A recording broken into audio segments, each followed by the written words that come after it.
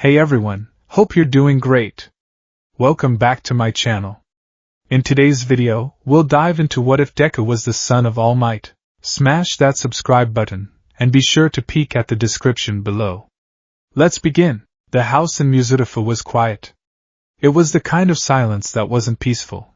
It was heavy, like the air before a thunderstorm, or the pressure at the bottom of the ocean. It was a silence curated carefully by Inko Midoriya to protect the secrets that lived within the walls. In the hallway, 14-year-old Izuku Midoriya adjusted the strap of his yellow backpack.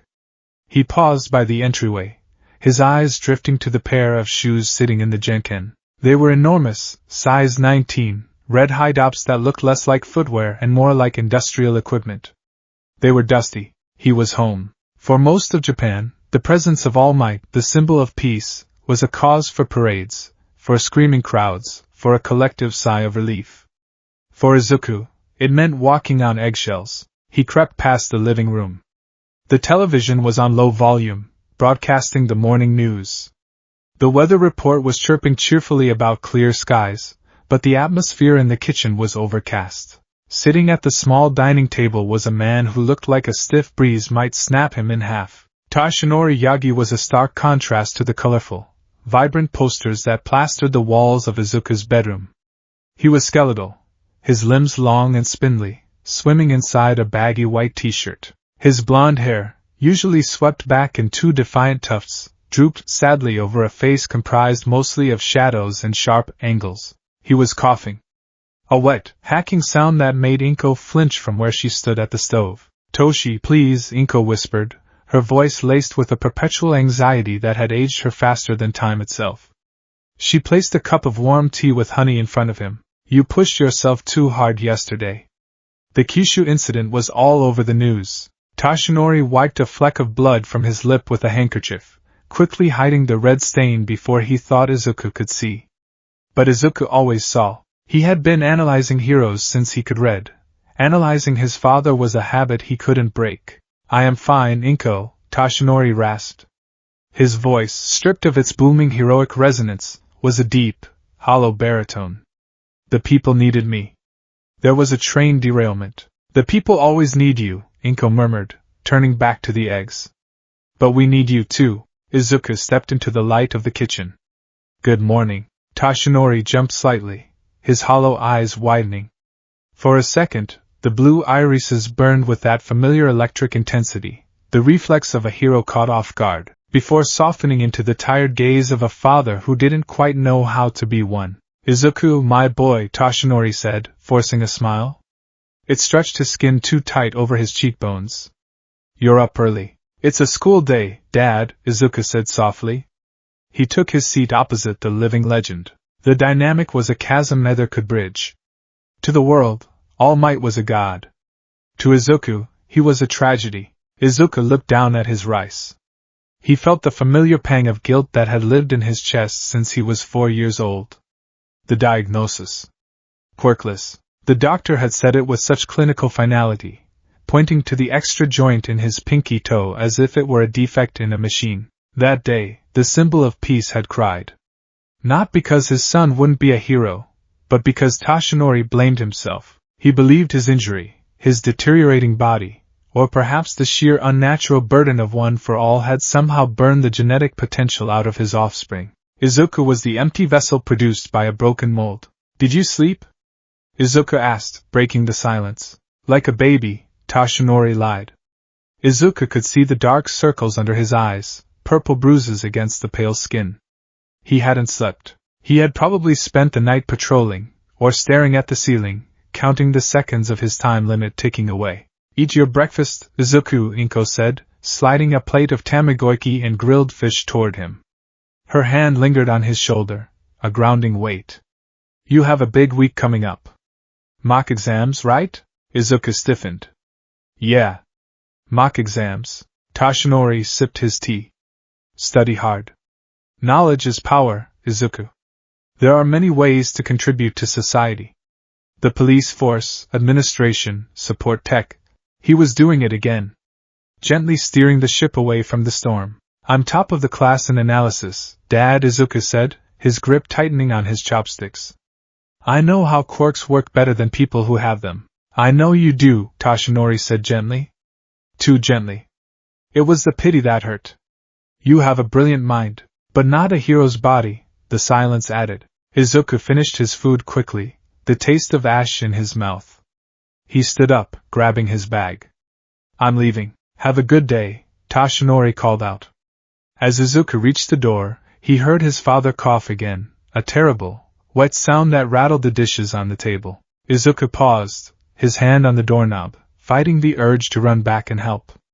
But he knew Toshinori hated being seen as weak, especially by his son. Izuku opened the door and stepped out into the blinding morning sun, leaving the skeleton in the closet behind.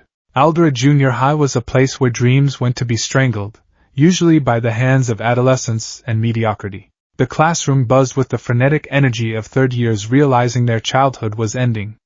Izuku sat at his desk, head down, scribbling in a notebook titled Hero Analysis for the Future number 13. He was sketching Mount Lady, detailing the structural damage caused by her gigantification in urban environments. If she doesn't account for road width, she creates more collateral damage than the villain, he wrote. Inefficient. Flashy, but costly. So, as third-year students, it's time to think about your futures and life goals, the teacher announced, slapping a stack of papers onto his podium. The class quieted down, though a few students were already activating their quirks. Minor telekinesis, stretching fingers, small flames. But who am I kidding? The teacher grinned, throwing the papers into the air. You all want to be heroes, don't you? The room exploded. Cheers, shouts, and a cacophony of quirk displays filled the air. It was a celebration of genetics. Yes, you all have wonderful quirks, the teacher said, waving them down. But remember, public quirk use is against the law.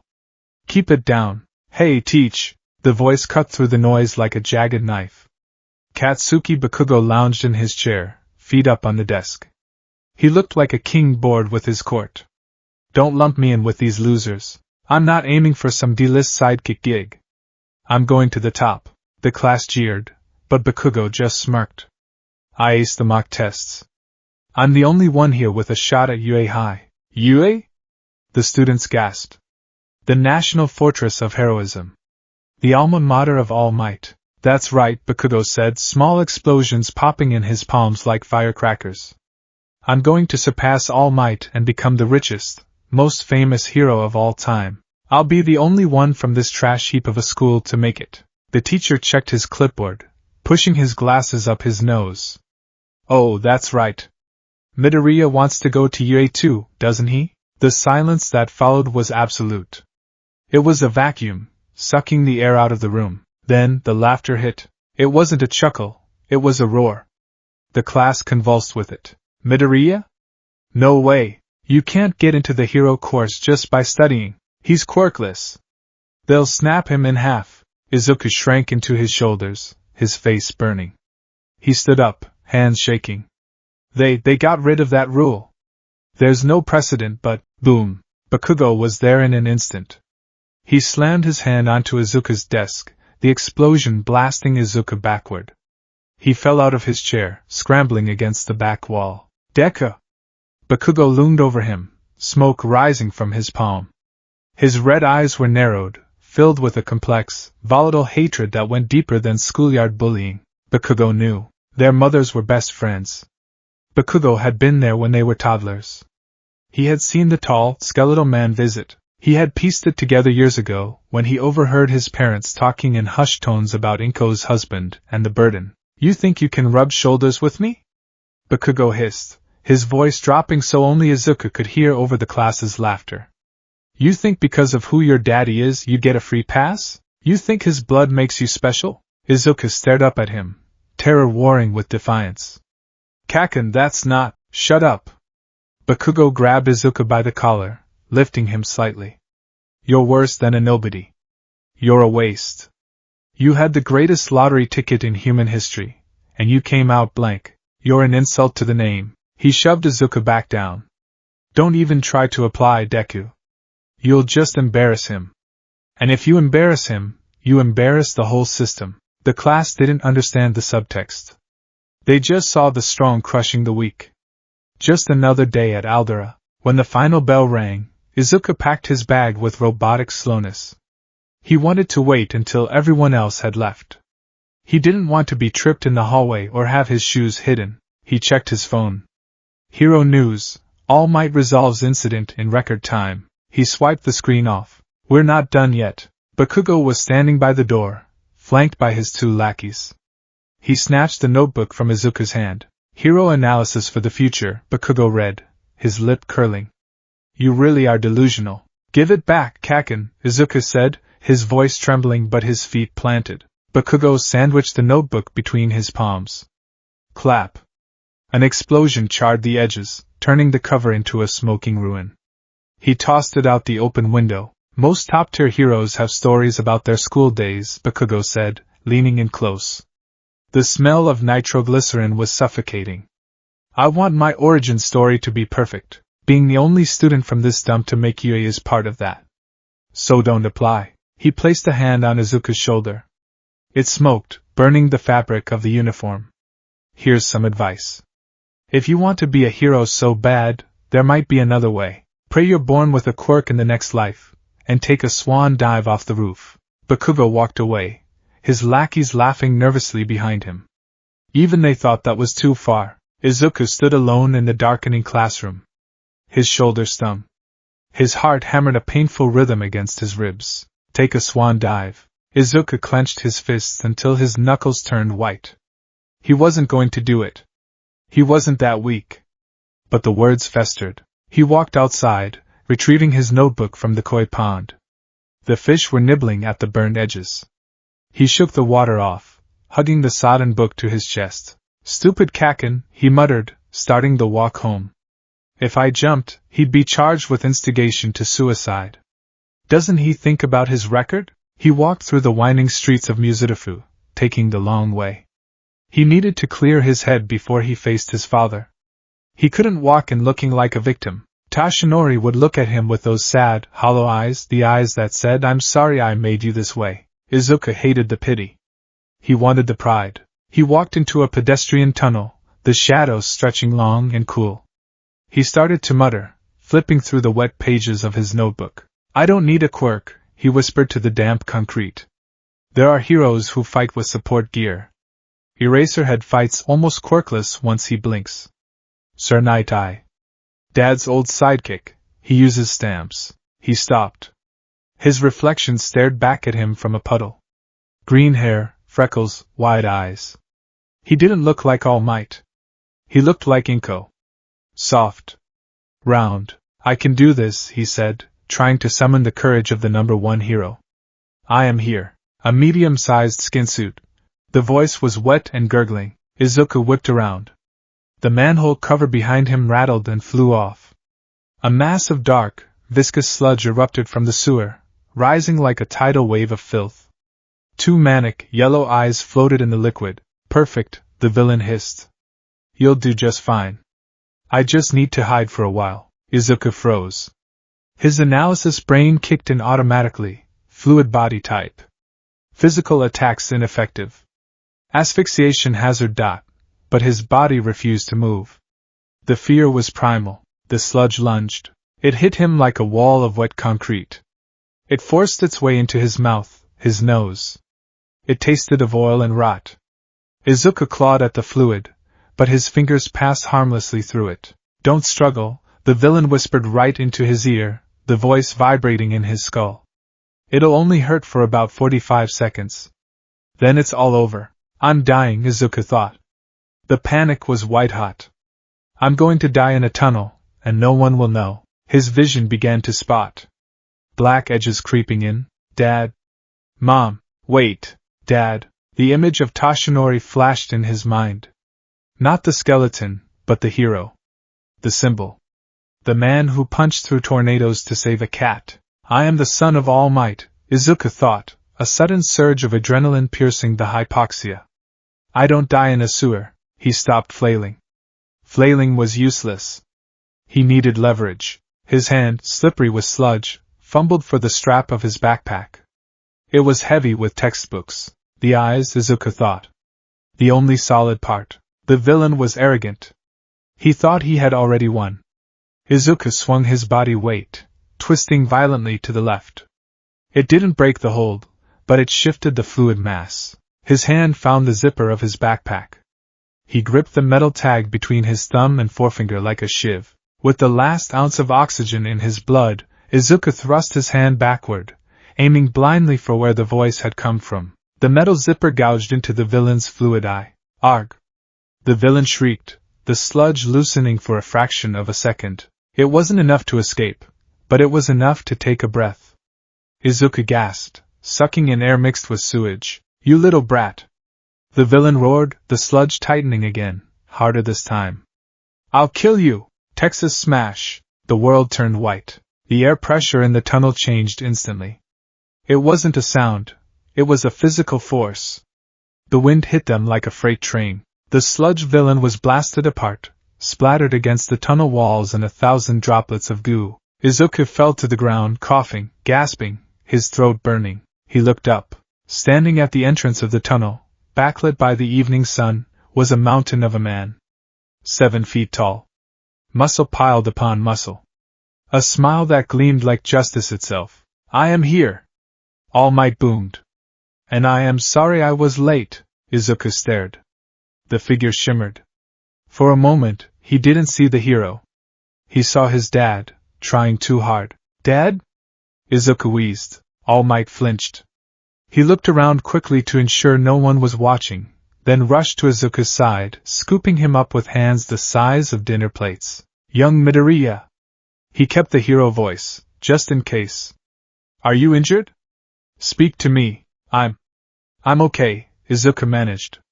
He wiped the slime from his face. You punched the air. All Might laughed, a boisterous sound that echoed off the tiles.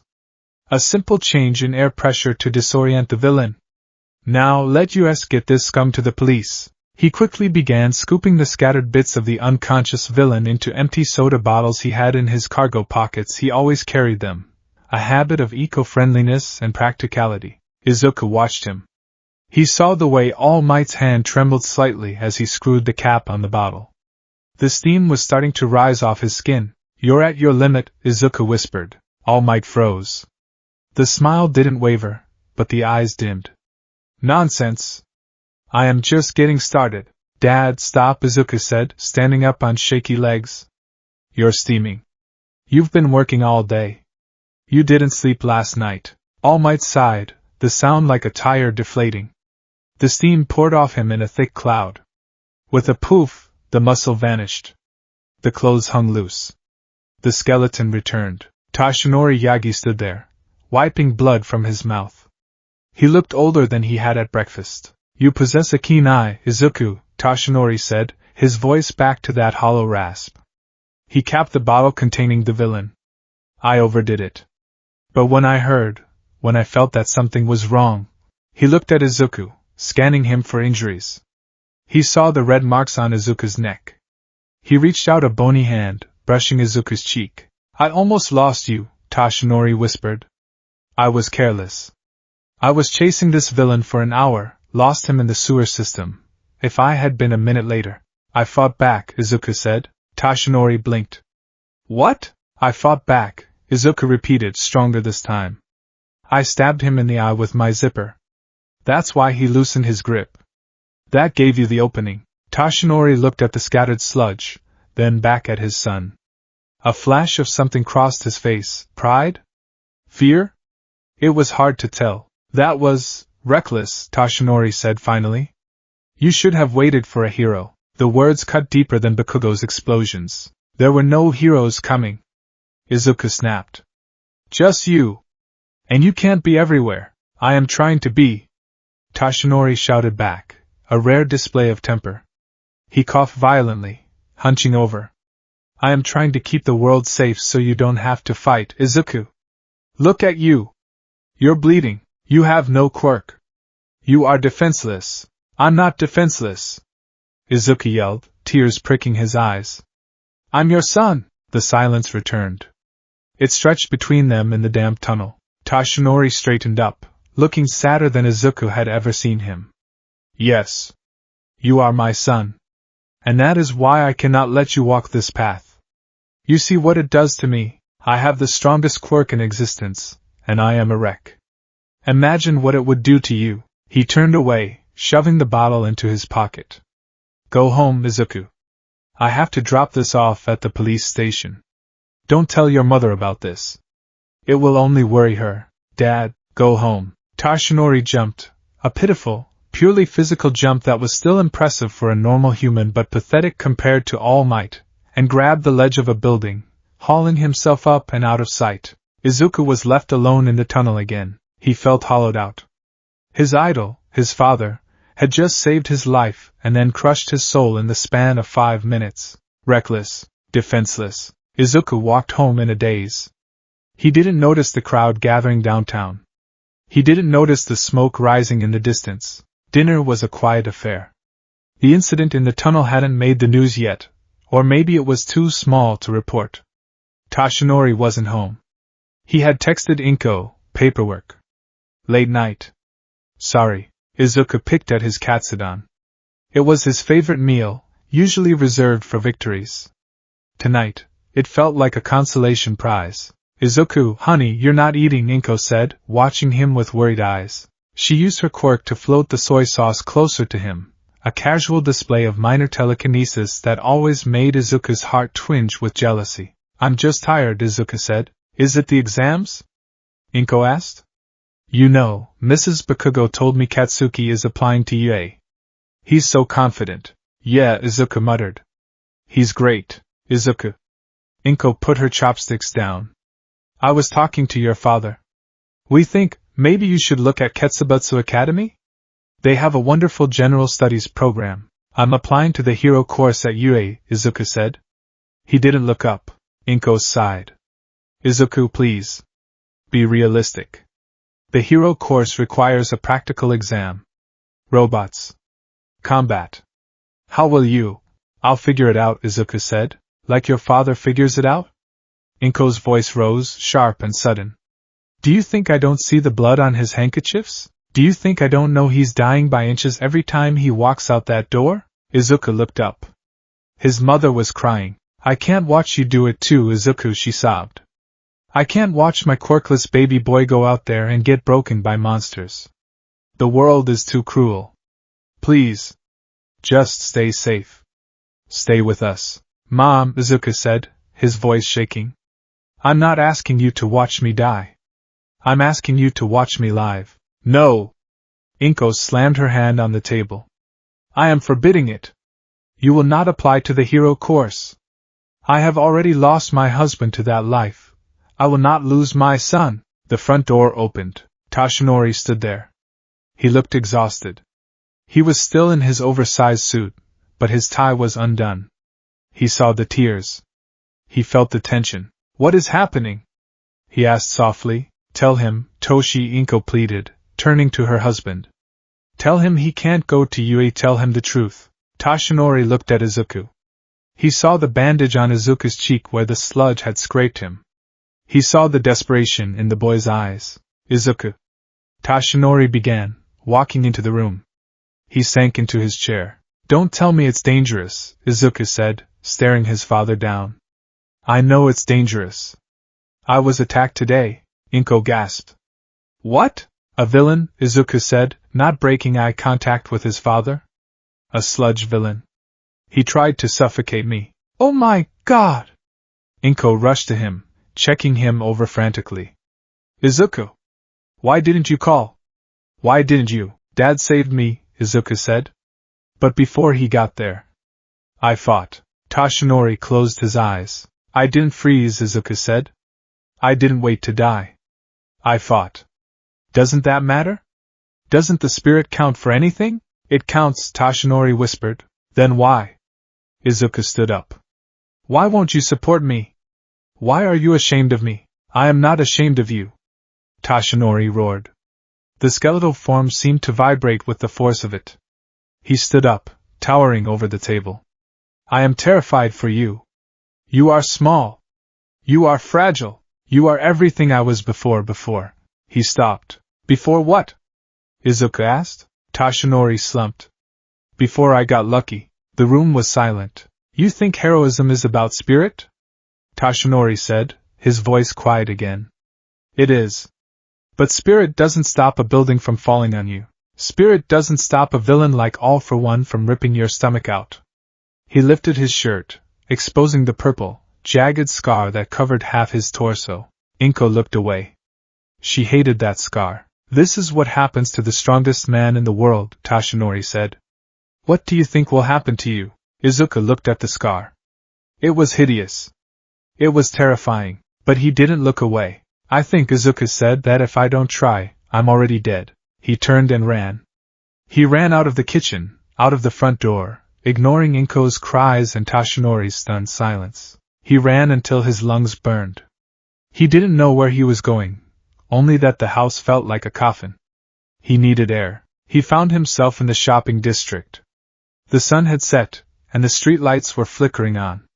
The crowds were thick here. People were murmuring, pointing at a large plume of smoke rising from an alleyway a few blocks down. Another villain? Izuku thought. 2 in one day? He should go home. He should turn around, but his feet moved on their own. The instinct to observe, to witness, was too strong. He pushed through the crowd. The police had set up a perimeter.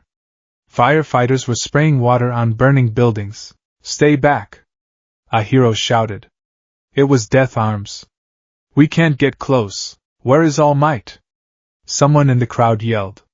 He was here earlier. Izuku squeezed to the front of the barricade. He looked into the alley. It was an inferno. Explosions rattled the windows.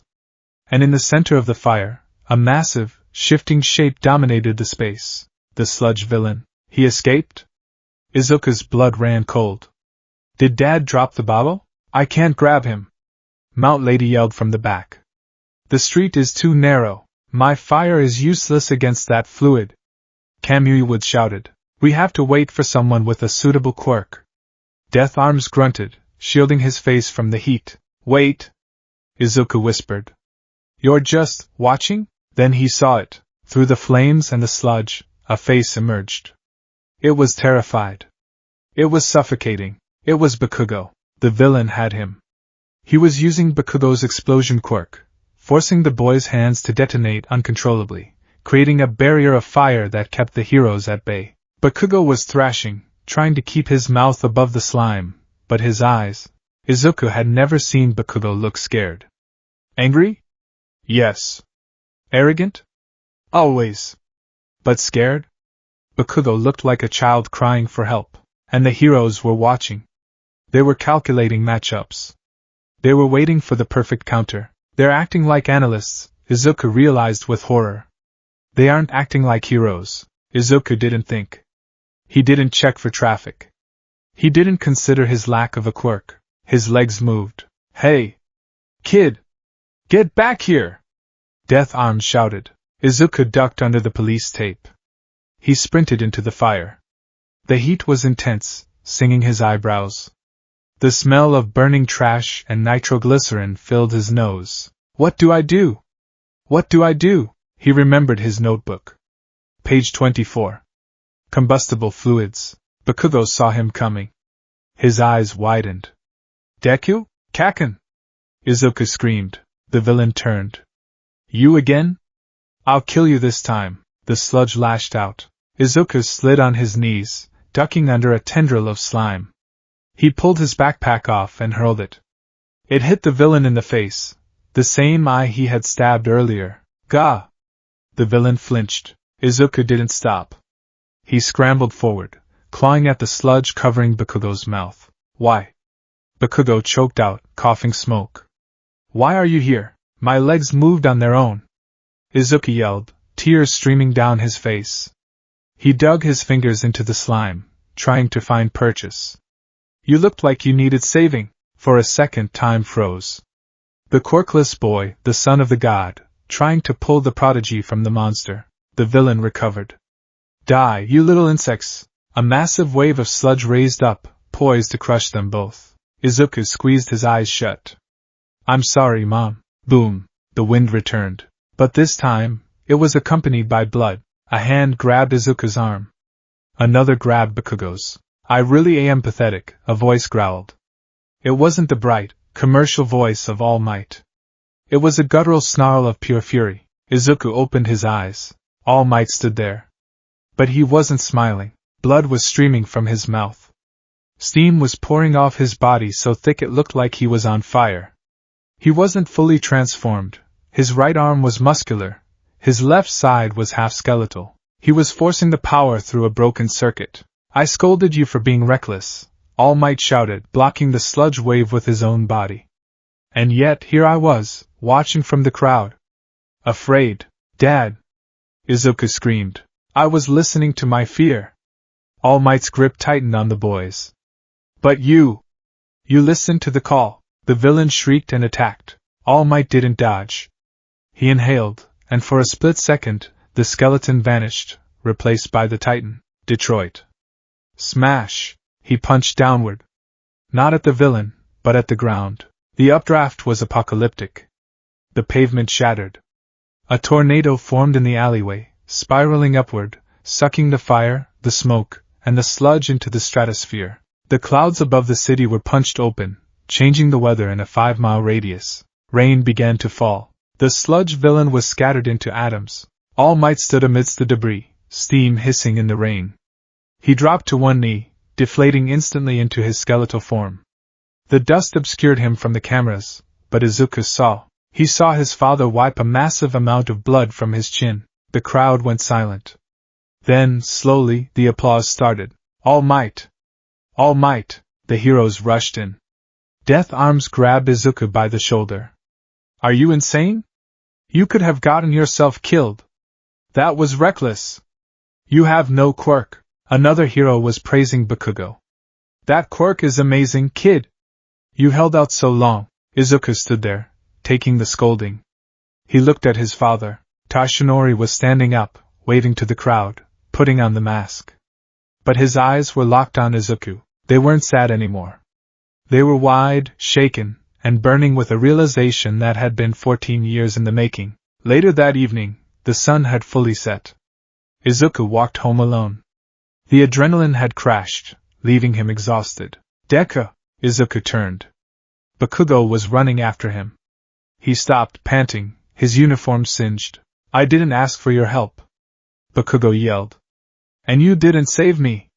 I was fine. Don't look down on me. You're still a quirkless failure. You hear me? He turned and stomped away. Izuku sighed. At least he's consistent. I am here. Izuku jumped. Toshinori slid out from behind a street lamp. He was in his skeletal form, wearing a trench coat too big for him. Dad? You scared me. I had to lose the reporters, Toshinori said. He walked over to Izuku. They stood on the quiet residential street. The heroes were mad, Izuku said, looking at his feet. They said I was reckless. They were right, Toshinori said. Izuku flinched. But... Toshinori stepped closer. They were also standing still. And you were the only one who moved. Izuku looked up. Top heroes have stories about their school days, Toshinori said, echoing Bakugo's words but with a different weight. Most of them say the same thing. My body moved before I could think. Toshinori placed a hand on his chest, over the scar. I told you that you were fragile. I told you to give up. I wanted to protect you from this world. I thought because you didn't have my power, you couldn't have my burden. He knelt down so he was eye level with his son. But today, in that alley, you were more of a hero than I was. You were more of a hero than anyone there. Tears began to spill from Izuku's eyes. Dad, I have a secret, Izuku, Toshinori whispered. A secret even your mother doesn't fully understand. My quirk. One for all, it isn't just super strength. It is a torch. A sacred torch passed down from one holder to the next. Izuku's eyes widened. Passed down? I was born quirkless, Izuku, Toshinori revealed. The world stopped spinning. You what? I was like you. Until my master gave me this power. Toshinori smiled, and for the first time, it was a genuine, fatherly smile. I have been looking for a successor. Someone worthy of inheriting this power. I looked at the powerful, the strong, the confident. I never looked at home. He reached out and wiped a tear from Izuku's cheek. I'm sorry, Izuku. I'm sorry I made you feel unworthy. The truth is, you are the most worthy of them all. Toshinori stood up, the street lamp casting a long shadow that looked like a cape. Izuku Yagi, or Midoriya, as you prefer, he said, extending his hand. You can be a hero. Izuku fell to his knees, clutching his chest, and screamed a cry that had been stuck in his throat for a decade. The skeleton watched him, guarding him, ready to build him up. The secret was out of the closet. And the training was about to begin. The street lamp hummed overhead, a dying electric buzz that matched the static in Izuku Midoriya's brain. He was on his knees on the asphalt, the damp cold seeping through his school trousers, but he couldn't feel it. He could only feel the words that had just been spoken, hanging in the air like smoke. You can be a hero. Above him stood the skeleton of a god. Toshinori Yagi, the man the world knew as All Might, and the man Izuku knew as the absent, exhausted figure at the dinner table, extended a hand. It was a bony hand, the skin paper thin, shaking slightly. Izuku reached out. His own hand, scarred from years of nervous scratching and notebook burns, grasped his father's. Toshinori pulled him up. The motion was gentle, lacking the hydraulic force of his hero form, but it carried a different kind of strength. Wipe your face, my boy, Toshinori said, handing Izuku a handkerchief. It was embroidered with a small, comical AM in the corner, merchandise that Izuku owned in 3 different colors. You are a mess. Izuku scrubbed at his eyes, sniffing loudly. You said you were quirkless? Like me? Toshinori nodded, looking up at the moon. He buttoned his oversized trench coat against the chill. It is not something I advertise. The world believes I am a natural-born prodigy. A specimen of perfection. But the truth is, I was just a boy from a neighborhood not unlike this one. I had no power. Just a lot of loud opinions and a desire to make people smile. He looked back down at Izuku. I understand the emptiness, Izuku. I understand the feeling of being a vessel with nothing inside. That is why I blamed myself for your condition. I thought my genetics had reverted. I thought I had failed you before you even took your first breath. But you didn't, Izuku whispered. No, Toshinori sighed, a sound that rattled deep in his chest. But I failed to see you. I was looking for a successor in the sky, among the stars with flashy quirks and perfect records. I didn't look at the earth. I didn't look at my own son. He placed a hand on Izuku's shoulder. My quirk, one for all, is unique. It can be given. It is a torch, passed from one generation to the next, accumulating power, stockpiling hope. And now, it is my turn to pass it on. Izuku stared at his father's chest, where the heart beat behind the fragile ribcage. And you want to give it to me? You moved, Toshinori said simply. In that alley, when the pros were frozen, when I was paralyzed by my own hypocrisy, you moved. That is the qualification. The body moving before the mind can think. It is the essence of a hero. Izuku looked at his hands. They were trembling. This was it. The dream. The validation. But then, his analytical mind, the curse and gift of his existence, kicked in. Wait, Izuku said. If you give it to me, what happens to you? Toshinori's smile faltered for a fraction of a second. I will run out of embers. I will retire. And eventually, I will just be Dad. Just Dad, Izuku repeated. Come, Toshinori said, turning toward the direction of their house. We must go home. Your mother will be worried sick. And Izuku? Yes? Not a word of this to her. Not yet. The walk home was surreal. Usually, when Toshinori was home, the dynamic was stiff. Izuku would retreat to his room to avoid the awkward silence, and Toshinori would retreat to his study to cough in private. Tonight, they walked side by side. So, Izuku started, his voice hushed as if the trees were listening. How does it work? Is it a surgery? A blood transfusion? It's DNA, Toshinori explained, keeping his voice low. You have to ingest my DNA. That bridges the connection, Izuku gagged. That sounds gross. Toshinori chuckled, a dry, raspy sound. It's not glamorous. But power rarely is. We will discuss the method later. First, we need to prepare your body. One for all is heavy. If you took it now, in your current state, your limbs would likely explode off your body. Izuku paled. Explode? Like overfilled water balloons, Toshinori said cheerfully. You are scrawny, Izuku. You have your mother's build. We need to build a vessel capable of holding the storm. They reached the front gate of the Midoriya household. The lights were on. A shadow was pacing back and forth across the living room curtains. She's pacing, Izuku noted. That's level 3 anxiety. Level 3? Toshinori adjusted his collar nervously. Is that the tears level or the floating household objects level? Both, Izuku warned. Toshinori took a deep breath. He reached for the door handle, but before he could turn it, he paused. He looked at Izuku. The hero mask slipped completely, revealing just a tired, middle-aged man. I am going to argue with her, Izuku. About your future. You need to back me up. But do not tell her about the quirk. She hates One for All. She hates it? She hates what it did to me, Toshinori corrected. He opened the door. We're home. The reaction was instantaneous. Inko Midoriya came flying down the hallway, literally, her feet hovering an inch off the ground as her telekinesis reacted to her distress. She slammed into Izuku, wrapping him in a hug that squeezed the air out of his lungs. Izuku! Oh, thank God! I saw the news. The sludge villain. Again. And you were there. And Katsuki was there.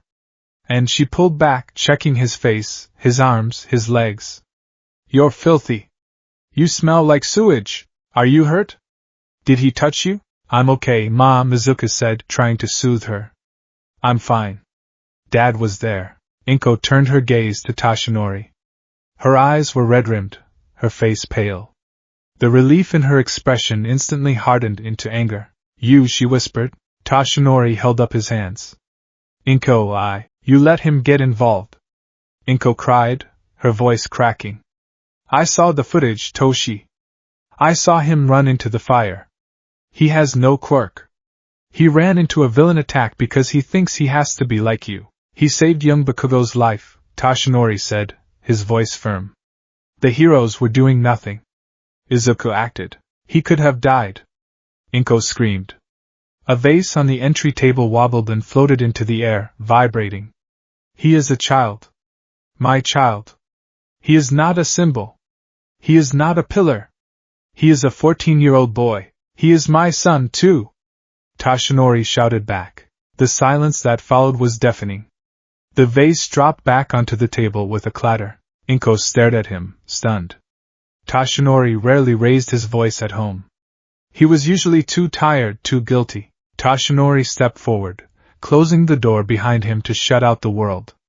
He walked past Inko and placed a hand on Izuku's head. He ran in there, Toshinori said, his voice dropping to a rumble, because he has the heart of a hero. You cannot suppress that, Inko. We tried. For 10 years, we tried to keep him in a bubble. We told him to be realistic. We told him to be a police officer. And today, he looked death in the face and didn't blink. Inko covered her mouth, tears streaming down her cheeks. I am going to train him, Toshinori announced. Izuku's heart hammered against his ribs. What? Inko whispered. I am going to train him, Toshinori repeated. If he is going to have this spirit, if he is going to run into fires regardless of what we say, then I will not let him do it unarmed. I will not let him be helpless. I will train his body. I will teach him how to survive. You want him to go to UA, Inko said, her voice trembling. I want him to be prepared, Toshinori evaded. Whether he goes to UA or becomes a salaryman, he needs to be strong. For his own sake. Inko looked at Izuku. She saw the desperation in his eyes. She saw the way he stood, chest puffed out, trying to look bigger than he was. And she saw her husband, the skeleton, finally looking alive for the first time in years. If he gets hurt, Inko warned, her voice dangerous. If he comes home broken, I will never forgive you, Toshinori. Never. I will protect him with my life, Toshinori vowed. Inko wiped her eyes. Go shower, Izuku. You smell terrible. The next morning, the reality of blood made itself known. Izuku woke up early, his mind racing. He went to the kitchen to get water and stopped dead in the hallway. The bathroom door was slightly ajar. Inside, Toshinori was hunched over the sink. The sound was terrible. A wet, tearing cough that sounded like fabric ripping. Izuku peeked through the crack. The sink was white porcelain, but it was splattered with bright, vivid red. Toshinori was gripping the edges of the vanity so hard the ceramic was cracking. He heaved, and a glob of blood and visceral matter splashed into the basin. It wasn't just a little blood. It was a terrifying amount. Toshinori reached for a towel, wiping his mouth. He looked at his reflection. His eyes were sunken, his skin gray. He looked like a corpse that had forgotten to lie down. He turned on the tap, washing the red away, watching it swirl down the drain. Izuku stepped back, his heart in his throat. He crept back to his room, his legs shaking. He knew his father was injured. He knew about the surgeries. But seeing the physical cost of the symbol of peace, was different. It wasn't a hero's battle scar. It was a sickness. It was a slow, agonizing death. That is what I'm inheriting, Izuku thought, sitting on the edge of his bed. Not just the punches. Not just the smiles.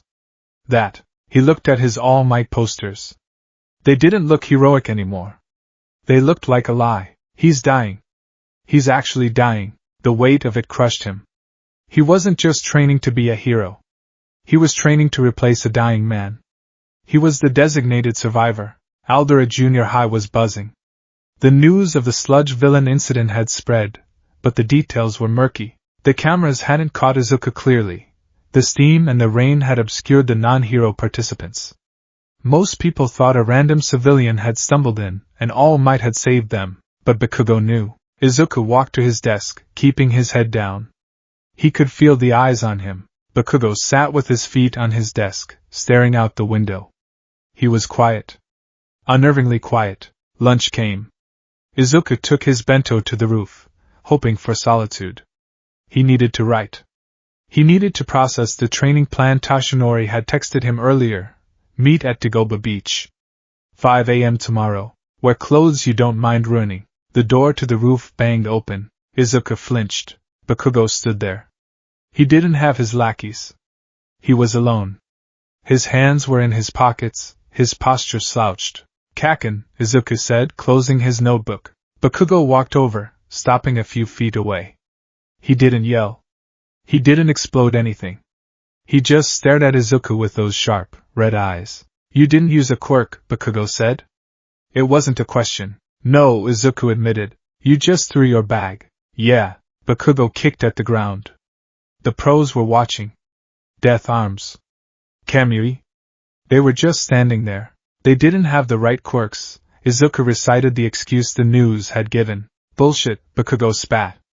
They were scared. I saw it in their eyes. They were scared of the slime. He looked up, locking eyes with Izuku. But you weren't. Izuku swallowed. I was terrified, Kaken. My legs were shaking. But you moved, Bakugo murmured. He looked angry, but not at Izuku. He looked angry at the world. I was drowning in that stuff. I couldn't breathe. And I saw you. The useless Deku. The quirkless nobody. He took a step closer, his voice dropping to a hiss. Did you know he was watching? What? Your old man, Bakugo said.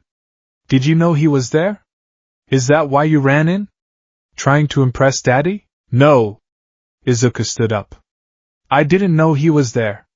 I moved because you looked like you needed help. Bakugo stared at him for a long, agonizing minute. Then he scoffed. You think you're better than me now, Bakugo said. You think because you saved me, you can look down on me. I never looked down on you. Izuku insisted. Don't lie to me. Bakugo shouted, small sparks popping in his palms. You've always been looking at me. Analyzing me. Writing in those creepy notebooks. And now you have that look. What look? The look he has, Bakugo said, pointing a finger at Izuku's chest. That self-righteous, I'll save everyone look. It pisses me off. Bakugo turned around, walking back to the door. He paused at the handle. I'm not gonna thank you, Bakugo said. And I'm not gonna lose to you. If you're applying to UA, you better bring everything you've got. Because I'm going to crush you. I don't care who your father is. The door slammed shut. Izuku let out a breath he didn't know he was holding. It was the longest conversation they had had in years without physical violence. It wasn't friendship. It was a declaration of war. But it was also acknowledgement. Dagoba Municipal Beach Park. It was a graveyard of consumption. What had once been a beautiful coastline was now a towering monument to human waste. Mountains of trash, refrigerators, tires, rusted cars, driftwood, plastic bags, choked the sand and blocked the view of the ocean. The smell was a mixture of salt, rust, and rotting garbage. It was 5 a.m. The sky was a bruised purple, the sun not yet risen. Izuku stood in his tracksuit, shivering in the sea breeze. Impressive, isn't it? Toshinori stood atop a pile of old tires. He was in his tracksuit, looking like a scarecrow in sportswear. It's dirty, Izuku said. People talk about heroes fighting villains, Toshinori said, jumping down. He landed with a heavy thud, coughing slightly. But heroism is also community service. It is stewardship. This beach has been forgotten. Just like the quirkless are often forgotten. He gestured to the expanse of trash. This is your first step. The American Dream Plan. He handed Izuku a stack of papers. It was thick. I have designed a regimen to build your body from the ground up, Toshinori explained. Diet, sleep, exercise. And this. He pointed to the trash. You are going to clean this beach. All of it? Izuku's jaw dropped. But there are tons of trash here. It would take years. You have 10 months until the UA entrance exam, Toshinori said. If you want to inherit my power without your limbs flying off, you need to clear this entire section. He walked over to a rusted refrigerator. One for all requires a strong vessel. Right now you are an economy sedan. I need you to be a tank. Toshinori tried to push the refrigerator. It groaned, sliding an inch in the sand. He strained, his skeletal arms trembling, sweat popping on his forehead. See? Toshinori panted, giving up. Even for me, in this form, it is heavy. This is the reality, Izuku. Without the power, we are just men. Izuku looked at the fridge. Then he looked at the papers. The math was insane. The calorie intake was massive. Why this beach? Izuku asked. Why not a gym? Because a gym doesn't teach you the weight of the world, Toshinori said, his face serious. Every piece of trash here was once something someone valued. Now it is a burden. A hero takes on the burdens others cast aside. He sat down on a tire, looking suddenly very old. And, there is another reason. Izuku waited. I am dying, Izuku. The words hung in the air, mixing with the sound of the waves. I saw, Izuku whispered. In the bathroom. This morning, Toshinori sighed. I didn't want you to see that. But yes. My respiratory system is destroyed. My stomach is gone. I have had multiple surgeries. I am running on fumes. The doctors say, maybe a few years, maybe less if I keep fighting. Then stop. Izuku cried. Stop fighting. Let other people do it. I can't, Toshinori said softly. The symbol cannot crumble. Not until the next pillar is ready. That is why we are here. That is why I am pushing you. He looked at Izuku with an intensity that burned. I am offering you my power, but I am also offering you my enemies. I am offering you my responsibilities. It is a curse as much as it is a gift. This beach? This trash? It is nothing compared to what you will carry. Izuku looked at the trash. He saw the enormity of it. It wasn't just garbage. It was the future. It was the expectation of the world. He walked over to the refrigerator. He placed his hands on the cold, rusted metal. I'll do it, Izuku said. He pushed. It didn't move. He gritted his teeth. He dug his feet into the sand. I'll do it. The fridge budged.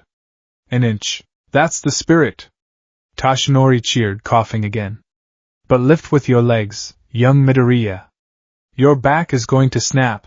3 months later. The smell of antiseptic was strong. Izuku sat on the exam table, swinging his legs. He was shirtless. His body had changed. The baby fat was melting away, replaced by lean, wiry muscle. His shoulders were broader. His hands were calloused and covered in small cuts from the jagged metal of the beach. Recovery girl, Shizenji Chio poked his arm with a cane. Humph, she grunted. He's filling out. But he's still small. She turned to Tashinori, who was sitting in the corner chair, looking sheepish. You are an idiot, Tashinori, she said bluntly. Chio, please, Tashinori winced. Don't Chio me. She whacked his shin with her cane. Giving one for all to a child? To your own child? Do you have a death wish for him? Or for yourself? He has the heart, Tashinori argued. The heart doesn't stop physics. Recovery girl snapped. She pulled up an X-ray on the monitor. Look at his bone density. It's average. If he uses 100% of your power, he will shatter like glass. He breaks just like you did in your youth. Only worse because you were a natural tank. He is Inko's son. Izuku looked at the X-ray. So, I can't use it? You can, recovery girl sighed, hopping down from her stool. She handed him a gummy bear. But you have to be careful. Tashinori was a prodigy who could use 100% instantly. You will have to learn control from day one, or you will end up in my office every day, and I will run out of energy healing you. She looked at Tashinori. Does Inko know? She knows I'm training him, Tashinori said. She doesn't know about the transfer. Recovery girl shook her head. That woman is going to kill you before the villains do. Secrets like this, they rot the family from the inside. I know, Tashinori said quietly. But until he can handle the power, I can't put that fear on her. Recovery girl looked at Izuku. Her expression softened. You look like him, you know. Not in the face, you're all Inko there. But the eyes. You have that same stupid, suicidal glimmer in your eyes. She patted his knee. Don't die, kid. The world can't afford to lose another All Might. 10 months later, the sun was rising over Dagoba Beach. It was unrecognizable. Where mountains of trash had once stood, there was now pristine, golden sand. The ocean view was unobstructed, the waves crashing against the shore in a rhythmic celebration. At the center of the beach, atop a small pile of the final debris, stood Izuku Midoriya. He was screaming. It wasn't a scream of pain. It was a primal roar of accomplishment. He was shirtless, sweat glistening on his skin. He was ripped. Not bulky like his father, but compact, dense, like a coiled spring. An 8-pack of abs defined his stomach. His arms were roped with functional muscle. Tashinori arrived at the parking lot. He dropped the coffee he was holding. Oh my goodness. He walked down the stairs, staring at the transformation. The boy who had been a twig was now a statue carved from determination. Izuku jumped down from the pile. He landed softly in the sand. He was panting, his chest heaving. I did it, Izuku gasped. I finished. Tashinori walked up to him. He reached out and squeezed Izuku's shoulder. It was rock hard. You went beyond, Tashinori said, his voice thick with emotion. You didn't just clear the section. You cleared the whole park. I wanted to be sure, Izuku said, grinning. It was a dazzling smile, one that looked eerily like the one on the posters. I wanted to be ready. Tashinori felt tears pricking his eyes. He quickly wiped them away, engaging his muscle form for the moment. Excellent. Truly excellent. All Might boomed. You have built a worthy vessel. Now, he plucked a single strand of golden hair from his head. The moment was monumental. The sunrise framed them. The ocean sang. All Might held out the hair. Eat this. Izuku blinked. The epic music in his head scratched to a halt. What? Tio transferred the DNA, All Might explained, keeping the smile but looking slightly embarrassed. It doesn't matter what it is. Hair is the easiest.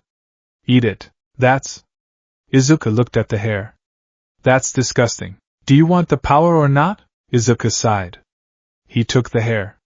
He looked at his father. Thank you, Izuku said seriously. For everything. Don't thank me yet, All Might said. The real hell begins now. Yue is waiting. Izuku closed his eyes. He thought of Bakugo. He thought of Inko. He thought of the sludge villain. He thought of the blood in the sink. He put the hair in his mouth and swallowed. It tasted like hair. He waited. I don't feel anything, Izuku said. It takes a few hours to digest, All Might said, reverting to Tashinori. Now put on a shirt. You look like a shonen protagonist, and it's making me feel inadequate. They walked off the beach together. As they reached the street, Izuku felt a strange sensation in his stomach. Not the hair. Something else. A warmth. A hum. Like a distant engine turning over. He looked at his hand. For a second, he swore he saw a faint, golden crackle of lightning arc between his fingers. Blood and ash, Izuku thought. I've cleared the ash. Now comes the blood. Dad? Yes, Izuku? I'm going to be the #1 hero. Toshinori smiled, the shadows on his face lifting for a moment. I know. The kitchen blender screamed.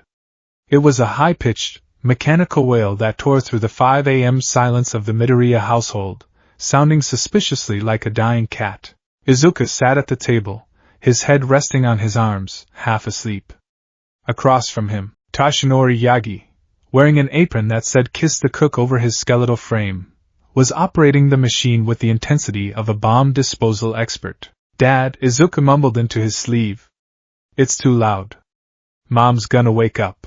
Nonsense. Toshinori whispered loudly, not stopping the blender. Your mother sleeps like a log. Besides, nutrition is the cornerstone of the American Dream Plan. You need protein. You need kale. You need whatever this powder is that the support company sent me. The blender sputtered and died. Toshinori poured the resulting sludge, a thick, cement-gray liquid with suspicious green chunks, into a glass. He slid it across the table with a flourish. Drink up, my boy. The nectar of the gods. Izuku stared at it. It smelled like wet gym socks and sulfur. This is punishment. This is actual villainy. It is efficiency. Toshinori beamed, though his eyes looked tired. I drank 3 of these a day during my Silver Age in America. It puts hair on your chest. I don't want hair on my chest yet, Izuku grumbled, pinching his nose and chugging the mixture. He gagged, his eyes watering, but he forced it down. This had become their ritual. For the past month, the distance that had defined their relationship for 14 years had begun to shrink, replaced by the bizarre, exhausting, and surprisingly warm dynamic of mentor and student. Or rather, father and son trying to figure out how to be father and son. Toshinori watched him drink, a softness in his gaze that he usually reserved for saving civilians. Good. Now grab your shoes. The trash awaits. Month 2, the grind. The American Dream Plan was not a metaphor. It was a literal packet of papers, stapled together, detailing every hour of Izuku's life. Sleep schedules, caloric intake, muscle groups to target, and study blocks. But the reality was far grittier than the paper. Dagoba Beach was cold in the mornings. The wind whipped off the ocean, stinging Izuku's face as he hauled a rusted truck axle through the sand. His muscles burned. His lungs felt like they were filled with broken glass. Keep your back straight, Toshinori called out. He was sitting on top of a washing machine, reading a 4 Dummies book on teaching. If you hunch, you compromise your core. It's heavy. Izuku wheezed, his shoes slipping in the loose sand. It is lighter than a collapsing bridge. Toshinori countered. He hopped down, walking over to Izuku. Here. Let me show you. He didn't bulk up. He simply adjusted Izuku's grip, his long, bony fingers guiding Izuku's calloused ones. Leverage, Toshinori said quietly. You are not me, Izuku. You do not have the natural mass I had at your age. You must be smarter.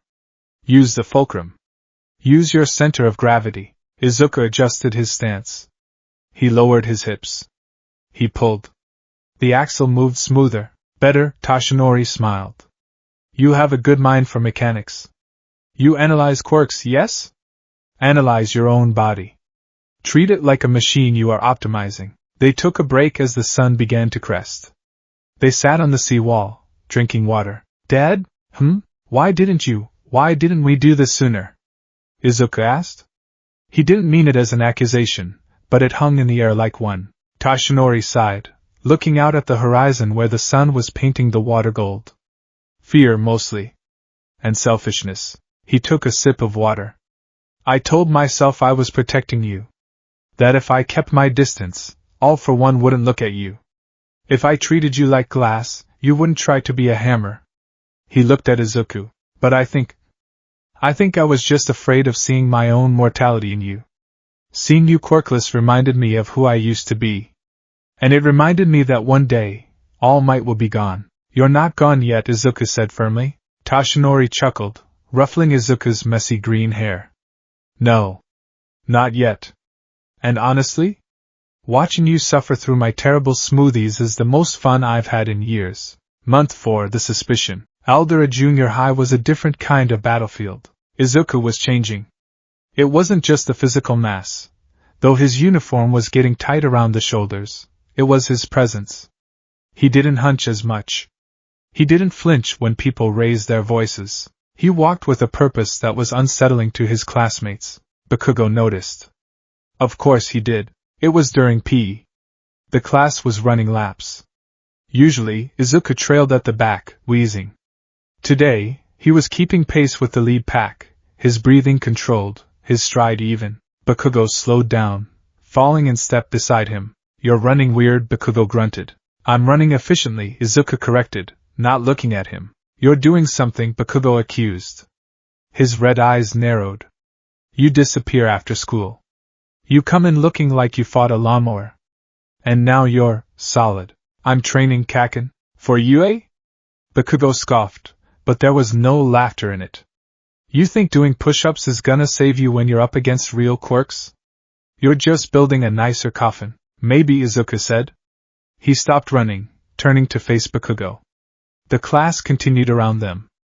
But at least I'll be strong enough to climb out of it. Bakugo stared at him. For a moment, it looked like he was going to blast Izuku in the face. But then, he saw something, maybe the ghost of Toshinori in Izuku's jawline, and he clicked his tongue. Whatever. Just don't die before the entrance exam. I want the pleasure of crushing you myself. Bakugo jogged ahead. Izuku watched him go. It was the closest thing to encouragement he was ever going to get. Month 6, The Discovery. The House of Cards collapsed on a Tuesday. It had been a brutal session. They had moved on to heavy lifting, hauling tires filled with cement. Izuku had tripped, scraping his entire forearm against a rusted fender. Toshinori had patched him up, but the bandage was bulky. They crept into the house at 8 p.m., hoping to sneak straight to the bathroom. Be quiet, Toshinori whispered, tiptoeing in his massive shoes. If we move fast, we can claim you fell off your bike. I don't have a bike, Dad. We will buy a bike, then break it. It's the perfect crime, Toshinori. Izuku. The voice came from the living room. It was colder than liquid nitrogen. Inko Midoriya was sitting in the armchair. The lights were off, save for the glow of the television, which was paused. On the coffee table lay the American Dream Plan notebook. Izuku had left it on the counter that morning in his rush. She had read it. All of it. Mom, Izuku squeaked. Sit, Inko commanded. They sat on the sofa like two scolded toddlers. Toshinori, the #1 hero, looked terrified. Inko picked up the notebook. Her hand was trembling. I read this. Haul 150 kilograms debris. Swim against Riptide. Combat simulation. Toshinori, what is this? It is a fitness regimen, Toshinori tried, sweating. Fitness? Inko's voice rose an octave. This is torture. You are having him clean that illegal dump at the beach? By hand? She stood up, the notebook floating out of her hand as her quirk flared. I looked at your clothes, Izuku. The blood stains. The tears. I thought you were being bullied. I was ready to call the school. But it's not bullies, is it? It's your father. Inko, please listen, Toshinori said, standing up. He wants to be a hero. He has the spirit. I am merely preparing his body to handle the strain. He is quirkless. Inko screamed. The tears finally spilled over. He is quirkless, Toshi. You are building his muscles fine. But what happens when he faces fire? Or ice? Or a villain who can decay him with a touch? Muscles don't stop that. She turned to Izuku, grabbing his face. Honey, please. Stop this. You're hurting yourself. Look at you. You're exhausted. You're bleeding. Mom, I'm okay, Izuku said, taking her hands. His grip was strong. Firm. I'm not doing this because Dad forced me. I asked him to. Why? she sobbed. Why can't you just be safe? Because I'm not happy being safe, Izuku shouted. The silence that followed was heavy. I'm not happy, Izuku repeated, his voice breaking. I've spent my whole life watching from the sidewalk. Watching Kaken. Watching Dad on TV. Feeling like a mistake. Like something broken. He stood up, pulling up his sleeve to reveal the scraped arm, but also the muscle beneath it. For the first time in my life, Mom, I feel like I'm doing something. I feel like I have a purpose. Dad isn't hurting me. He's giving me a chance to be someone I can look in the mirror and like. Tashinori stepped forward. He didn't transform. He just wrapped his arms around both of them. Inko, Tashinori said softly. I know you are afraid. I am afraid too. Every time he lifts something heavy, I hold my breath. But you should see him. He is clearing that beach. He is changing the world around him, just with his bare hands. He has the potential to be greater than I ever was. Inko buried her face in Tashinori's chest, sobbing. If he dies, if he gets taken from me, I will protect him, Tashinori vowed. I will watch over him every second. I promise you. Inko pulled back. She looked at Izuku. She touched his cheek, feeling the jawline that was becoming sharper, more like his father's. You look so much like him now, she whispered. It terrifies me. She took a deep breath, drying her eyes. Her expression hardened. The mother bear took over. Fine, Inko said. Fine? Izuku asked, hopeful. You can continue, she said. But on one condition. She pointed a finger at Tashinori. You are not just his trainer. You are his father. You fix his diet. You make sure he sleeps. And if he fails the entrance exam? If Yue rejects him? That is it. No more. He goes to a normal high school, and you support him in a normal career. Deal? Tashinori nodded solemnly.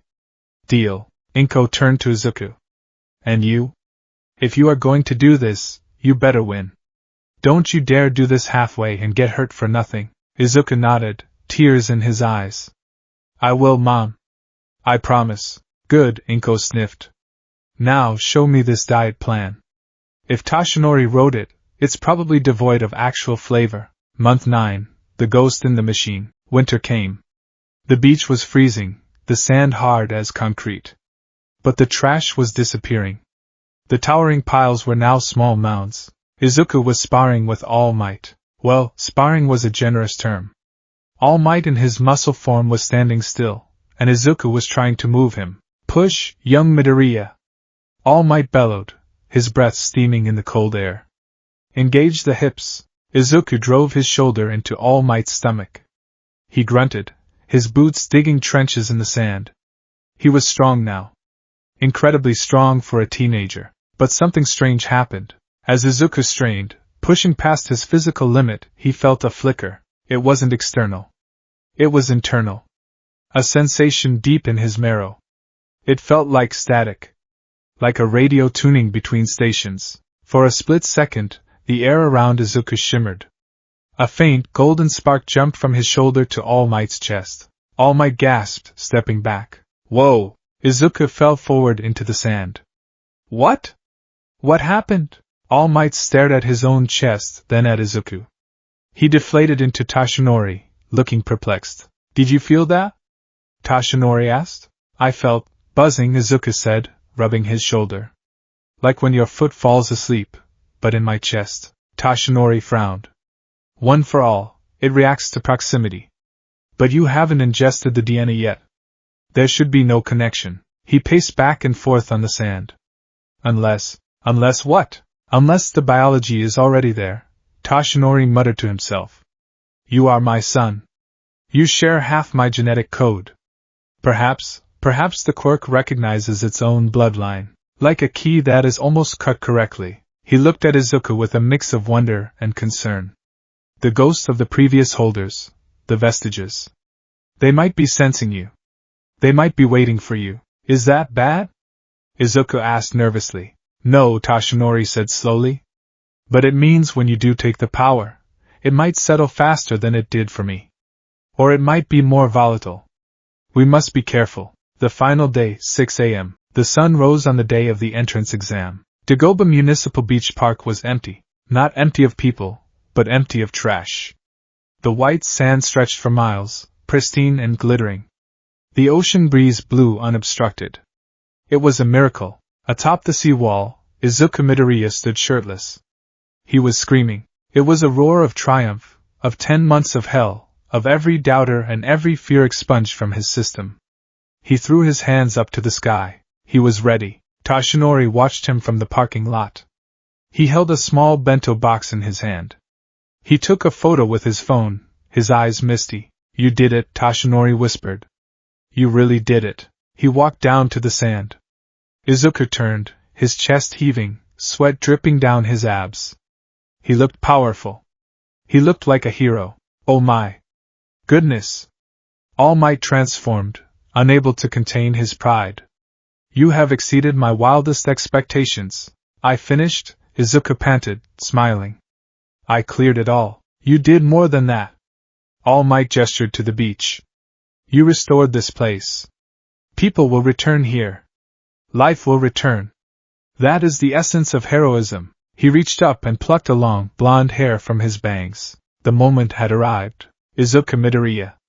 All Might's voice dropped, becoming solemn. "You have built the vessel. You have earned the right. This power. It is not a gift. It is a responsibility. Are you ready to accept it?" Izuku straightened his back. He thought of Inko's warning. He thought of Bakugo's challenge. He thought of the world waiting for a symbol. "I am ready." Then, All Might held out the hair. "Eat this." Izuku took the hair. He didn't hesitate this time. He didn't complain. He put it in his mouth and swallowed. He waited for the disgust. But instead, as the hair slid down his throat, he felt a click. It wasn't subtle. It was like a circuit closing. A jolt of electricity shot up his spine. His vision went white for a nanosecond. He gasped, clutching his chest. "Izuku?" Toshinori reverted, stepping forward quickly. "Are you okay?" Izuku blinked. The world looked sharper. The colors were more vivid. And inside him, he could feel it. A fire. A torch. And something else. Faint voices. Whispers. A sense of many hands resting on his shoulders. "Welcome home," they seemed to say. "We know you." "I feel it," Izuku whispered. He looked at his hand. The veins seemed to glow faintly gold under the skin before fading. "It feels familiar." Toshinori nodded, looking relieved but serious. "Go home. Shower. Eat a massive breakfast. The power will digest and integrate by the time the exam starts. But remember, clench your buttocks and yell smash inside your heart. Do not break your bones." "Got it," Izuku said. Butts. Smash. Heart. The gates of UA. The entrance to UA High School was massive.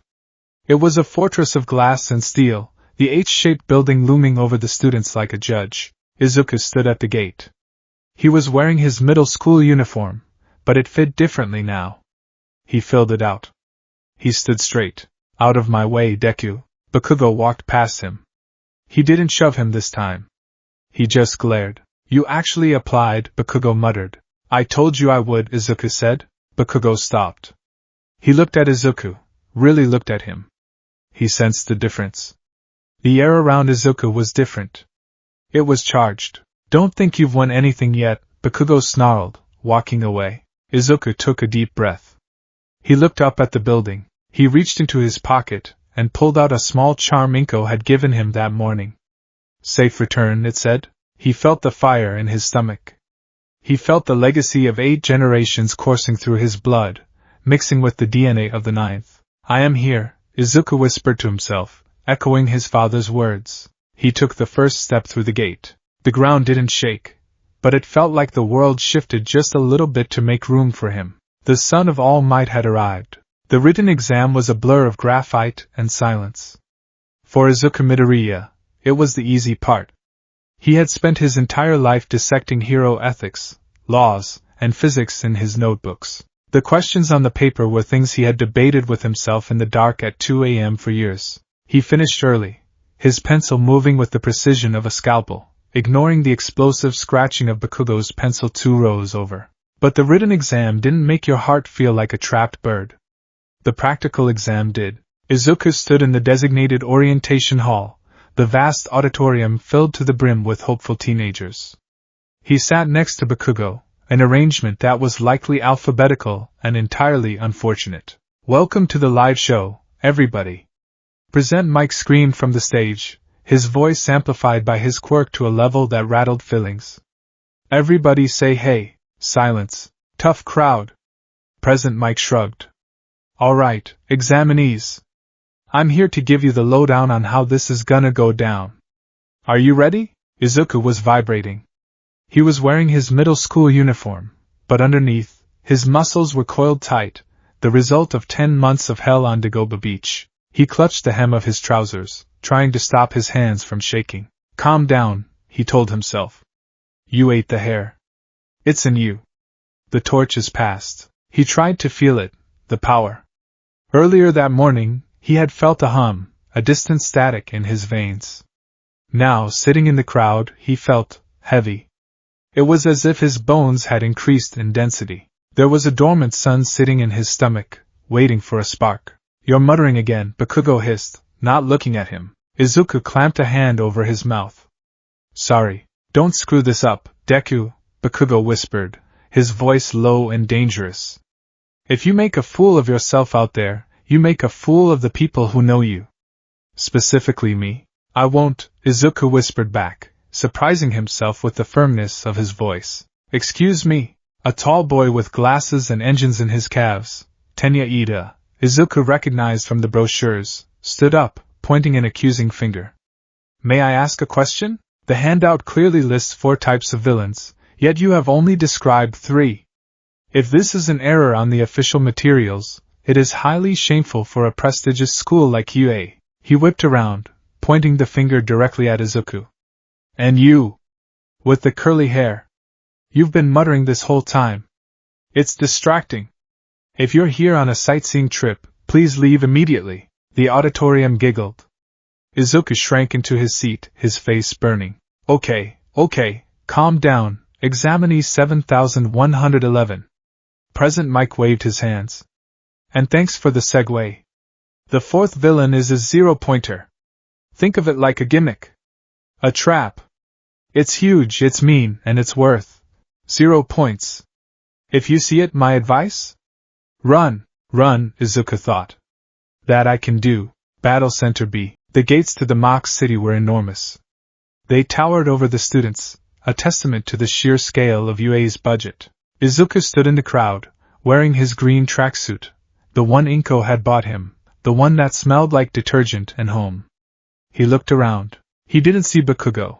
They had been separated into different battle centers to prevent cooperation or murder. He saw the girl with the brown bob, the one he'd saved from tripping at the entrance earlier. She looked nervous. He should say something. Wish her luck. It was the hero thing to do. He took a step forward. "Start." Izuku froze. Perched atop a tower by the gate, Present Mike was screaming. "What's wrong? There are no countdowns in real fights. Run! Die! I mean, go!" The crowd surged forward. It was a stampede of quirks, engines revving, lasers firing, bodies hardening. Izuku was shoved aside, spinning in the dust. "Crap!" Izuku gasped. He sprinted after them, his Nikes slapping against the pavement. He entered the city. It was chaos. Robots, painted a dull, militaristic green, were everywhere. And they were being demolished. Boom! An explosion rocked the street ahead. A student with a laser navel blasted a 1-pointer into scrap. Crash! A girl with vine-like hair swung a 2-pointer into a building. Izuku ran down the main avenue, his head swiveling. Target acquisition. I need a target. He turned a corner and came face to face with the 1-pointer. It was a single-wheeled drone with grasping arms. Target acquired, the robot droned, its red eye flashing. Kill. Okay, Izuku breathed. Okay. One for all. Cowl. Smash. Whatever. He clenched his buttocks. He screamed in his heart. He threw a punch. Nothing happened. His fist connected with the metal chassis with a dull thud. No lightning. No shockwave. Just the impact of flesh on steel. Ow! Izuku yelped, shaking his hand. The robot didn't explode. It just looked at him, confused, before swinging a metal arm. Izuku ducked instinctively, a reflex honed by years of dodging Bakugo. The metal claw whooshed over his head. Why didn't it work? Panic flared in his chest. I ate the hair. I did the training. He didn't have time to troubleshoot. He grabbed the robot's arm, using the momentum of its swing to pivot. He slammed his hip into the robot's center of gravity, a move Toshinori had taught him on the beach with the refrigerator. The robot wobbled, its wheels slipping on the pavement. Izuku grabbed a loose piece of rebar from the ground and jammed it into the robot's exposed wiring. ZZT. The robot sparked and powered down. Izuku stood there, panting. He had defeated it. But, 1 point, he whispered. That took me 30 seconds. And I didn't use the quirk. Out of the way. A student with 6 arms ran past him, smashing 3 robots in a row. Izuku looked at the scoreboard in his mind. I'm falling behind. I need points. I need to trigger the power. He ran. He ran through the alleys, looking for scraps. But the other students were efficient. They were trained. They were confident. Every time Izuku found a robot, it was destroyed before he could reach it. 6 minutes elapsed. 0 points. 7 minutes. 0 points. I can't fail, Izuku muttered, his breath coming in ragged gasps. I promised Mom. I promised Dad. I can't be the son who failed. The anxiety was a physical weight, pressing down on the dormant power in his gut, suffocating it. He was overthinking. He was trying to manually operate a nuclear reactor. Then, the ground shook. It wasn't a vibration. It was an earthquake. Dust billowed from the north end of the city. Buildings groaned and cracked. A shadow fell over the street, blotting out the sun. The 0-pointer. It was colossal. Taller than the skyscrapers around it. Its treads crushed the pavement into powder. Its face was a flat, featureless plate with row upon row of red sensors. It looked like a god of destruction. 0 points. President Mick's voice echoed over the speakers, sounding gleeful. The students froze. Then they screamed. Run! It's huge! Forget points. Just survive. The stampede reversed. The examinees fled, pushing past Izuku, their faces pale with terror. Izuku stood still. His legs were trembling, but not from the run. The fear was primal. It was the same fear he felt in the tunnel with the sludge villain, the feeling of being small in the face of something overwhelming. Run, his brain screamed. You have 0 points. If you die here, it's all for nothing. He took a step back. Ow! The sound was faint, buried under the grinding of the giant robot's gears. Izuku stopped. He looked back. Lying in the rubble, right in the path of the 0-pointer, was the girl with the brown bob. Her leg was trapped under a fallen slab of concrete. She was struggling, her face contorted in pain, but the rock wouldn't move. The robot loomed over her. Its massive metal hand reached down, not to grab, but to crush. The world went silent. The screaming students faded. The timer stopped ticking in Izuku's head. He didn't think about Yue. He didn't think about All Might. He didn't think about his score. He saw a person who needed saving. And just like in the alley with Bakugo, his body moved on its own. Don't think. Move. Izuku sprinted toward the robot. Hey! He screamed, though the robot couldn't hear him. He reached the girl. The slab was heavy. He couldn't lift it in time. The robot was too close. He had to stop the robot. He looked up at the metal titan. It was impossible. It was a mountain, but he had a mountain inside him. Izuku bent his knees. He looked at the robot's head. He didn't try to summon the power. He didn't try to force it. He simply reached for it, the way a child reaches for a parent's hand in the dark. Dad, give me strength. And the ghost answered. The heat in his stomach erupted. It flooded his veins, not like water, but like magma. It was painful, electric, and infinite. Red veins of energy glowed on his skin. Golden lightning crackled around his legs, tearing up the asphalt beneath his sneakers. He jumped. It wasn't a hop. It was a launch. The concrete exploded beneath him. He shot into the air like a missile, the wind screaming in his ears. He soared past the first story, the second, the fifth. He was flying. He was eye level with the 0-pointer. The robot's sensors locked onto him. Izuku pulled his right arm back. He felt the power pooling there, dense and terrifying. He felt the bones in his arms straining against the pressure of 8 generations of heroes. He heard his father's voice in his head. Clench your buttocks, and yell.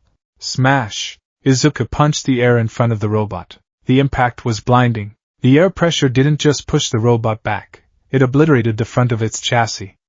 Metal crumpled like wet paper. The head of the 0-pointer was torn clean off, sent spiraling backward into the mock city.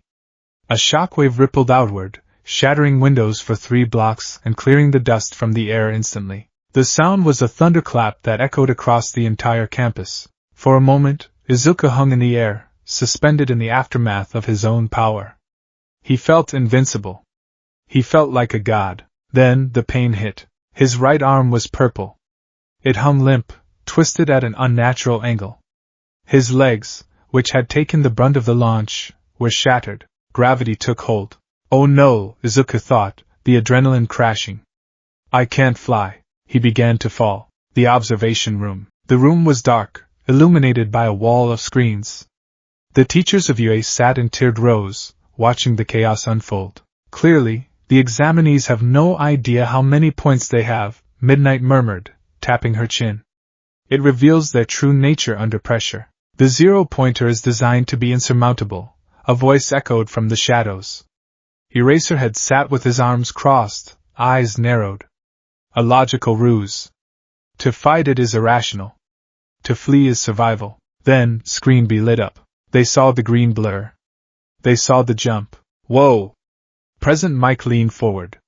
Check out Center B. That kid just went ballistic. They watched the punch. They watched the robot, a multi-million yen piece of hardware, disintegrate. Silence descended on the room. That power. Vlad King grunted. Is that a strength enhancer? It completely destroyed the mechanism. It wasn't just strength, Sniper noted. Look at the wind displacement.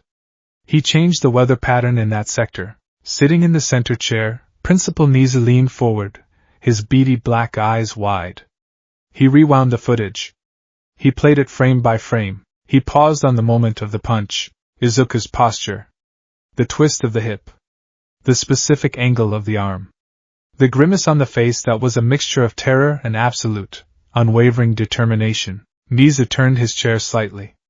Standing in the back of the room, hidden in the shadows of the doorway, was a tall, skeletal figure. Toshinori Yagi was clutching the doorframe, his knuckles white. Niza looked back at the screen. He zoomed in on Izuku's face. Then he looked at Toshinori. Interesting, Niza whispered, his tail twitching. Very interesting. That boy, Midnight said, pointing at the screen where Izuku was currently falling to his death. He has 0 combat points. But that punch, it was magnificent. He's going to die if he hits the ground, Aizawa stated flatly. On the screen, the girl, Uraraka, was moving. She slapped Izuku's face as he fell, floating him just inches from the pavement. Recovery girl is on her way, Nizu announced. Exam over. He turned to the skeleton in the back. A promising crop this year, wouldn't you say, All Might? Toshinori didn't answer. He was weeping silently, pride and horror warring in his heart. The infirmary. The smell of antiseptic was sharp. Izuku woke up with a gasp. Pain shot through his entire body, but mostly centered on his right arm and legs. They were encased in heavy casts. Easy, you reckless child, a stern voice said. Recovery girl was sitting on a stool, marking a clipboard. Next to her, Toshinori sat in a folding chair. He looked terrible. He looked like he had aged 10 years in 10 minutes. Dad? Izuku croaked. I am here, Toshinori whispered. He reached out and touched Izuku's uninjured shoulder. His hand was shaking. I did it, Izuku said, a drug-induced smile floating onto his face. I smashed it. Did you see? It was just like you. It was exactly like me, Toshinori said, his voice cracking. Too much like me. Recovery girl spun her chair around. That's the problem, isn't it? She hopped down and walked over to the bed. She tapped Izuku's cast. I healed the breaks, but your energy is drained. You'll be exhausted for a week. But we need to talk about the mechanics of that injury. She pulled up an X-ray on the wall monitor. It showed Izuku's arm before she healed it. The bones were pulverized. I've treated All Might for 30 years, Recovery Girl said. I know his body better than he does. I know how his quirk interacts with his physiology. She pointed to the X-ray. When Toshinori first used One for All, he didn't break. His body was a natural fortress. But you? You broke. She turned to Toshinori. However, the way he broke, the stress fractures, the specific recoil damage, it's identical to the injuries you sustained in your prime when you pushed past 100%. She looked between them. It's not just the quirk, Toshinori. It's the biology. His body tries to channel the power exactly the way yours does, but his bones aren't as dense. It's like putting a V12 engine in a bicycle. The engine works perfectly, but the frame disintegrates. He is my son, Toshinori said softly. He inherited the spirit. And the technique. But not the vessel. He inherited the curse, Recovery Girl corrected.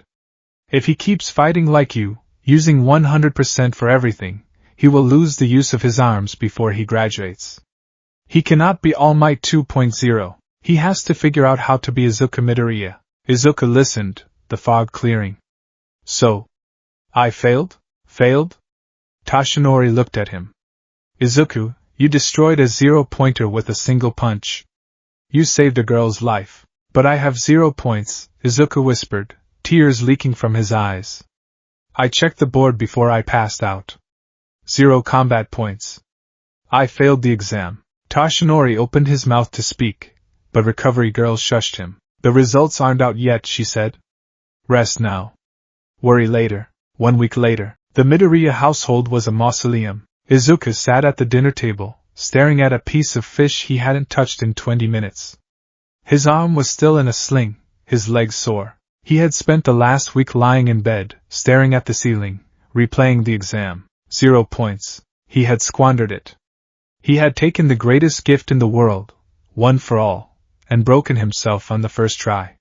He had failed his father. He had failed his mother. Izuku, please eat, Inko said softly. She looked almost as haggard as he did. She knew about the injuries. Toshinori had told her he tripped during the exam, which was a terrible lie considering the casts, but she hadn't pushed. She was just glad he was alive. I'm not hungry, Izuku said. Toshinori wasn't there. He was at UA, doing teacher things. Or maybe he was avoiding Izuku because he was ashamed. Ding dong. The doorbell rang. Inko jumped. I'll get it. She walked to the door. Izuku heard a murmur, the sound of mail being exchanged. Inko walked back into the kitchen. Her face was pale. She held a thick, white envelope with the UA wax seal. It's here, she whispered. Izuku stared at the letter. It felt like a bomb. He stood up, taking the envelope with his good hand. I'll open it in my room. He walked down the hall, the silence heavy behind him. He entered his room, the shrine to All Might. The posters seemed to mock him now. I am here, they said. But you aren't. He sat at his desk. He took a deep breath. He tore the seal. A small metal disc slid out onto the desk. BZZT. A hologram projected into the air. I am here. As a projection, All Might appeared, striking a pose. He was in his Silver Age costume, bright and loud. Young Midoriya. It has been a week. Sorry for the radio silence. I have been working at UA, a truth which may shock you. Izuku watched, feeling numb. Just say it. Just tell me I failed. You performed admirably in the written exam. All Might bellowed. But the practical. Oh, the practical. 0 combat points. A disaster. A tragedy. Izuku put his head in his hands. However, Izuku looked up.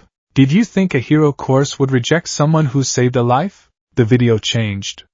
It showed Uraraka standing in the teacher's lounge, pleading with present Mike. Please give him my points. He saved me. This young lady tried to negotiate for you, All Might said. But there was no need. For you see, UA is not just about destroying villains. It is about saving hearts. The screen flashed. Rescue points, 60. 60 rescue points. All Might shouted. Combined with your 0 combat points, that is 60. A passing score. You are in. Izuku's breath hitched. He was in. He did it. But then, the video didn't end. On the hologram, All Might stopped posing. He looked at the camera. He sighed, and the steam rose. Poof, the muscle vanished. Toshinori Yagi sat there, wearing a baggy yellow suit. He looked directly into the lens. He wasn't reading a script anymore. Izuku, Toshinori said, his voice raspy and intimate. Izuku leaned closer to the projection. I watched the footage, Toshinori said. He wiped his eye. I watched you jump. I watched you break your body to save that girl. And do you know what I saw? Toshinori smiled, a sad, proud, human smile. I didn't see All Might, Toshinori said. I didn't see a clone. I saw my son. I saw a hero who moved when everyone else froze. You didn't just inherit my power, Izuku. You taught me what it means to be worthy of it all over again. Toshinori placed a hand on the screen, as if trying to touch Izuku through the light. You have a long road ahead. It will be painful. The world will expect you to be me. But you don't have to be. Be the hero who saves people with a smile, but make it your own smile. Toshinori leaned back, tears visible in his hollow eyes. Come, Izuku. This is your hero academia. The hologram faded. Izuku sat in the dark room. He looked at his scarred hand. He looked at the empty envelope. He cried. He cried loud, ugly, heaving sobs of relief. The door creaked open. Inko stood there. She saw the tears. She saw the accepted holographic text fading in the air. She rushed to him, wrapping her arms around him. You did it, she sobbed into his hair. Oh, my baby, you did it. I'm going to be a hero, Mom, Izuku wept. I know, she whispered. You already are. Yue High School principal's office. It was late. The school was empty. Principal Niza sat at his desk, sipping tea. On his computer screen, 2 files were opened side by side. One was Toshinori Yagi's medical file from his UA days. The other was Izuku Midoriya's entrance exam medical report. Niza zoomed in on the bone density charts. He zoomed in on the blood type. He zoomed in on the registered address. Midoriya Inko, Niza mused. Wife of Midoriya Hisashi. Absent father. Working overseas. Niza tapped his paw on the desk. Niza smiled, his sharp teeth glinting, a very convenient cover story for the symbol of peace. He closed the files. Welcome to UA, Mr. Midoriya, Niza said to the empty room. Let's see if you can carry the weight of Atlas.